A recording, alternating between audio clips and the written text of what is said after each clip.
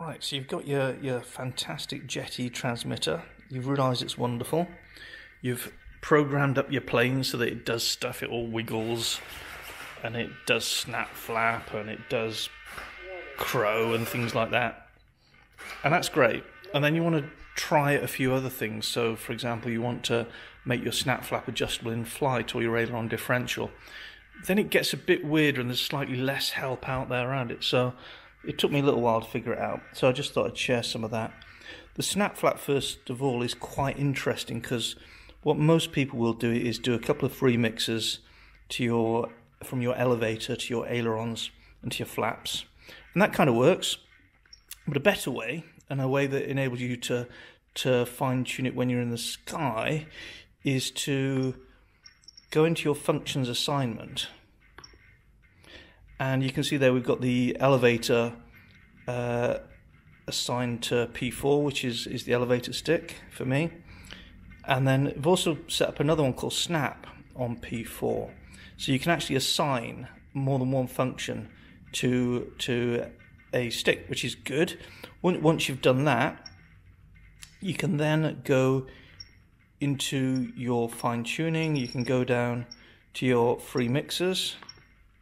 And you can see there, rather than saying from elevator to flaps and aileron, we've got it going from snap to flaps and aileron. And that means you can do more with it without mucking up your elevator movement, which is kind of important, really. Once you're in there, if you go into edit, what you can do is you can assign it to a switch. So you can assign the value to a switch, in this case P7, this rotary dial here.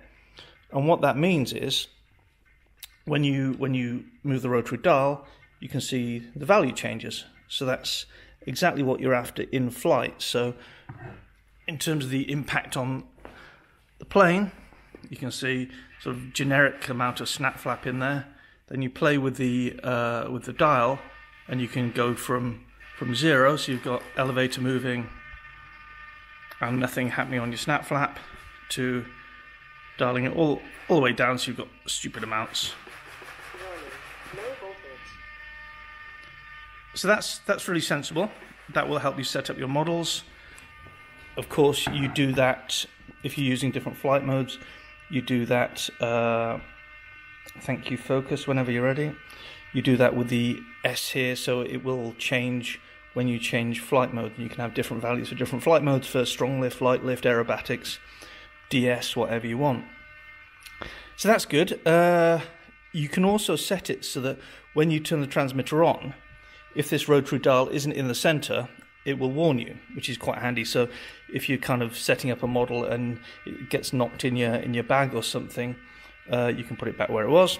So that's all good. Lovely, lovely, lovely.